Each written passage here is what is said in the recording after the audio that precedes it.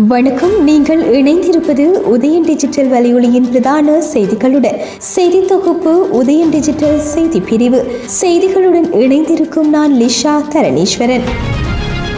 சக்தி வாய்ந்த தாளமுகமானது வங்களா விரிகுடாவின் தென்மேற்கு பகுதியில் திருகோணமலையிலிருந்து வடகிழக்கு திசையில் சுமார் 100 கிலோமீட்டர் தொலைவில் நிலை கொண்டிருப்பது இன்று அதிகாலை 2:30 மணியளவில் அவதானிக்கப்பட்டுள்ளதாக மூத்த வானிலை அதிகாரி கலாநிதி முகமது சாலிஹின் தெரிவித்துள்ளார். இந்த தாளமுகமானது மெதுவாக நகர்ந்து சென்று மேலும் தீவிரமடைவதுடன் இன்று சூறாவளியாக வலுவடைந்து இலங்கையின் கிழக்கு கரையை அண்மித்து வடக்கு வடமேற்கு திசையை நோக்கி நகர்ந்து செல்லும் என எதிர்பார்க்கப்படுகின்றது. இதன் தாக்கத்தின் காரணமாக நாட்டின் பெரும்பாலான பகுதிகளில் வானம் முகில் சூழ்ந்து காணப்படும். வடமாகாணங்களிலும் அத்துடன் திருகோணமலை மாவட்டத்திலும் காற்றுடன் கூடிய மிக பலத்த மழை பெய்யக்கூடும். இப்பிராந்தியங்களின் சில இடங்களில் 150 மில்லிமீட்டரிலும் கூடிய மிக பலத்த மழை பெய்யக்கூடும். நாட்டின் ஏனைய பிரதேசங்களிலும் அடிக்கடி மழை பெய்யக்கூடும். வடமத்திய மற்றும் வடமேல் மாகாணங்களின் சில இடங்களிலும் அத்துடன் மாத்தளை மற்றும் கேகாலை மாவட்டங்களின் சில இடங்களிலும் 100 மில்லிமீட்டரிலும் கூடிய பலத்த மழை பெய்யக்கூடும். வடக்கு வடமத்திய மற்றும் வடமேல் மாகாணங்களிலும் அத்துடன் திருகோணமலை மாவட்டத்திலும் மணித்தியாலத்திற்கு 60 தொடக்கம் 70 கிலோமீட்டர் வேகத்தில் அடிக்கடி மிக பலத்த காற்று வீசக்கூடும். நாட்டின் ஏனைய பிரதேசங்களில் மணித்தியாலத்திற்கு 40 தொடக்கம் 50 கிலோமீட்டர் வேகத்தில் அடிக்கடி பலத்த காற்று வீசக்கூடும். பலத்த காற்று மின்னல் தாக்கங்கள் மற்றும் வெள்ளப்பெருக்கு ஏற்படக்கூடிய சந்தர்ப்பங்களில் பொதுமக்கள் அவதானத்துடன் செயற்பட்டு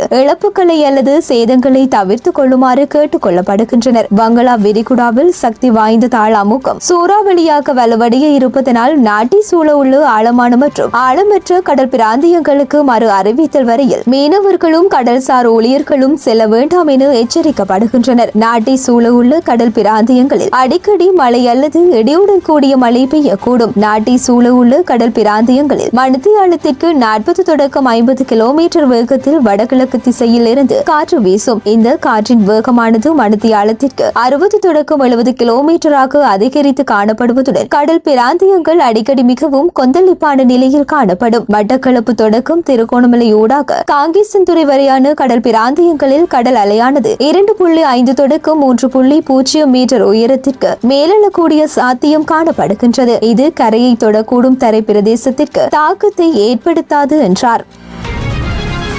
நிலவும் சீரற்ற காலநிலை காரணமாக நாட்டின் 20 மாவட்டங்களில் பாதிப்புகள் ஏற்பட்டுள்ளன. அதன்படி மாவட்டங்களில் 166 பிரதேச செயலாளர் பிரிவுகளில் வசிக்கும் 80,642 குடும்பங்கள் தற்போது பாதிக்கப்பட்டுள்ளதாக அனர்த்த முகாமைத்துவ மத்திய நிலையம் தெரிவித்துள்ளது. 2,76,550 பேர் பாதிக்கப்பட்டுள்ளதாகவும் 5,305 குடும்பங்களை சேர்ந்த 16,553 பேர் பாதுகாப்பான இடங்களில் தங்க வைக்கப்பட்டுள்ளதாகவும் அனர்த்த முகாமைத்துவ மத்திய நிலையம் தெரிவித்துள்ளது. இதேவேளை நீர்த்தேக்கங்களை சூழவுள்ள தாழ் நிலங்களில் வெள்ளம் தொடர்ந்தும் காணப்படுவதாக நீர்ப்பாசன திணைக்களம் தெரிவித்துள்ளது. மேலும் தெதுரு ஓயா மற்றும் மகாவலி கங்கை ஆகியவற்றின் நீர்மட்டம் அதிகரிப்பதால் வெள்ள நிலைமைகள் அதிகரிக்கும் என எதிர்பார்க்கப்படுவதாக நீர்ப்பாசன திணைக்களத்தின் நீர்ப்பாசன பொறியியலாளர் GWA சக்குரா தில்தாரா தெரிவித்துள்ளார்.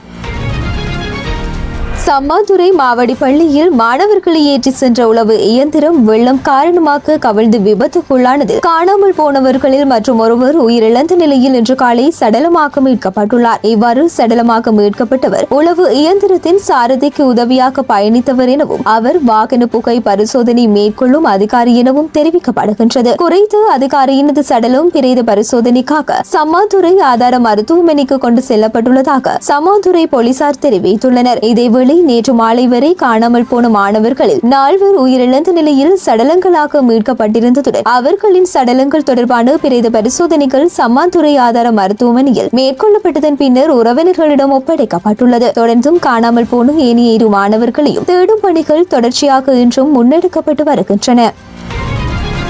சீரற்ற வானிலை காரணமாக கல்வி பொது தராதர உயர்தர பரீட்சையை மேலும் 3 நாட்களுக்கு பிற்போட உள்ளதாக பரீட்சை திணைக்களம் தீர்மானித்துள்ளது. அதன்படி 2024 ஆண்டுக்கான உயர்தர பரீட்சை எதிர்வரும் டிசம்பர் மாதம் 4ஆம் திகதி புதன்கிழமை மீண்டும் ஆரம்பிக்கப்படும் என்று பரீட்சைகள் ஆணையாளர் நாயகம் அமித் ஜெயசுந்தர தெரிவித்துள்ளார். உயர்தர பரீட்சையை நவம்பர் 30, டிசம்பர் 2 மற்றும் டிசம்பர் 3ஆம் திகதிகளில் நடத்துவதில்லை என பரீட்சை திணைக்களம் தீர்மானித்துள்ளது. நாட்டில் நிலவும் மோசமான மோசமான வானிலை காரணமாக 27, 28 மற்றும் 29 ஆகிய 3 நாட்களில் உயர்தர பாடசாலையை நடத்துவதில்லை என முன்னர் தீர்மானிக்கப்பட்டிருந்தது. எனவே சீரற்ற வானிலை சீராக்கும் வரையில் பாதிக்கப்பட்ட மாணவர்களின் நலன் கருதி இத்தீர்மானம் எடுக்கப்பட்டுள்ளதாக பரீட்சை ஆணையாளர் தெரிவித்தார். உள்ளூராட்சி சபை தேர்தலை நடாத்தக்கூடிய திகதிகள் தொடர்பில் தேர்தல்கள் ஆணைக்குழுவில் கவனம் செலுத்தப்பட்டுள்ளது. தேர்தல்கள் ஆணைக்குழுவின் தலைவர் ஆர்எம்இஎல் ரத்நாயக்க தலைமையில் நேற்றைய தினம் கூடிய தேர்தல்கள் ஆணைக்குழு இது தொடர்பில் அவதானம் செலுத்தியுள்ளதாக தெரிவிக்கப்படுகின்றது. இதன்போது உள்ளூராட்சி சபை தேர்தலை நடத்தும் திகதி தொடர்பில் கலந்துரையாடப்பட்டுள்ளதுடன் பரீட்சை நடவடிக்கைகளுக்கு இடையூறு ஏற்படாத வகையில் அந்த திகதியை பயன்படுத்துவது குறித்தும் கலந்துரையாடப்பட்டுள்ளது. தேர்தலை நடத்துவதற்கான குறிப்பிட்ட திகதி தீர்மானிக்கப்படவில்லை என எதிர்வரும் நாட்களில் தேர்தல்கள் ஆணைக்குழு மீண்டும் கூடி இறுதி தீர்மானம் எடுக்கும் எனவும் தேர்தல்கள் ஆணைக்குழுவின் தலைவர் ஆர்எம்இஎல் ரத்நாயக்க தெரிவித்துள்ளார். உயர் நீதிமன்ற உத்தரவுக்கு அமைய உள்ளூராட்சி சபை தேர்தலை விரைவில் நடத்த வேண்டும் என்பதால் ஆணைக்குழு அதற்கு தயாராகி வருவதாக தேர்தல்கள் ஆணைக்குழுவின் தலைவர் இதன்போது தெரிவித்தார். செங்கல்பட்டு மாவட்டம் திருப்போரூர் அருகே பண்டிதமேடு பகுதியில் கால்நடைகளை மேய்த்து கொண்டிருந்த பெண்கள் மீது கார் மோதி பயங்கர விபத்து இடம்பெற்றுள்ளதாக தெரிவிக்கப்பட்டுள்ளது. குறித்த விபத்தில் பண்டிதமேட்டை சேர்ந்து 5 பெண்கள் உடல் நசுங்கி சம்பவ இடத்திலேயே உயிரிழந்துள்ளனர். சென்னையில் இருந்து மாமல்லபுரம் நோக்கி சென்ற கார் வீதியோரம் அமர்ந்திருந்தவர்கள் மீது மோதியிருப்பது முதற்கட்ட விசாரணையில் தெரிய வந்துள்ளது. சம்பவத்துடன் தொடர்புடைய காரை செலுத்தி வந்த இளைஞர்கள் 2 பிடித்து உயிரிழந்தவர்களின் உறவினர்கள் சரமாரியாக தாக்கி உள்ளதாகவும் காரினை செலுத்தி வந்தவர்கள் குடிபோதையில் இருந்ததாகவும் போலீசார் விபத்து தொடர்பில் மேலதிக விசாரணைகளை முன்னெடுத்து வருவதாகவும் தெரிவிக்கப்படுகின்றது. மண் மீதும் மக்கள் மீதும் பற்றுக்கொண்டு தமிழீழ கனவோடு தம் இன்னுயிர்களை ஈகம் செய்த மாவீரர்களை நினைவு கொள்ளும் புனித நாளான நேற்று பிரித்தானிய தலைநகர் லண்டனில் அமைந்துள்ள ஈகை பேரொளி முருகதாசனின் நினைவு கல்லறையில் மக்கள் கூடி மாவீரர்களுக்கான அஞ்சலியை செலுத்தியுள்ளனர். நேற்று களி பொதுச்சுடர் ஏற்றப்பட்டு மாவீரர் தின பாடல் ஒலிக்க விடப்பட்டு அதனைத் தொடர்ந்து மாவீரர்களை நினைந்து வணக்கம் செலுத்தி ஈகை பேரொளி முருகதாசன் கல்லறைக்கு ஈகைச்சுடர் ஏற்றப்பட்டு மலர் மாலை அணிவிக்கப்பட்டது. பொதுச்சுடரினை மாவீரர் மலரின் சகோதரன் ஏற்றி வைக்க ஈகை சுடரினை முருகதாசனின் தந்தை ஏற்றி வைத்ததுடன் மலர் மாலையினை முருகதாசனின் தாயாரும் சகோதரியும் அணிவித்தனர். இந்த அஞ்சலி நிகழ்வில் பலர் கலந்து கொண்டனர்.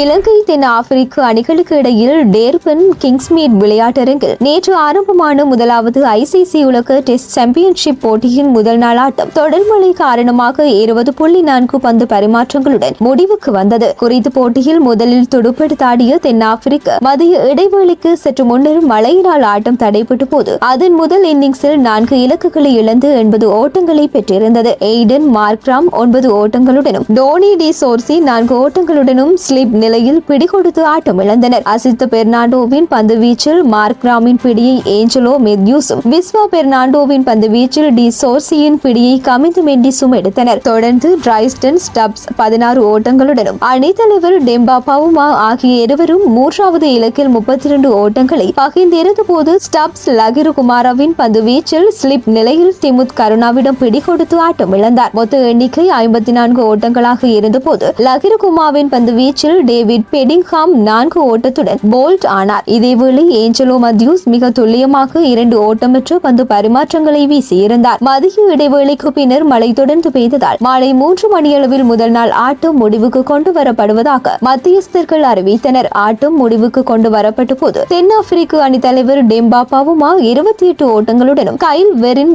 9 ஓட்டங்களுடனும் ஆட்டம் இழக்காதிருந்தனர். பந்து வீச்சில் லகிரு குமார் 35 ஓட்டங்களுக்கு 2 இலக்குகளையும் விஸ்வா பெர்னாண்டோ 17 ஓட்டங்களுக்கு ஒரு இலக்கையும் அசித்த பெர்னாண்டோ 22 ஓட்டங்களுக்கு ஒரு இலக்கையும் கைப்பற்றியிருந்தமை குறிப்பிடத்தக்கது.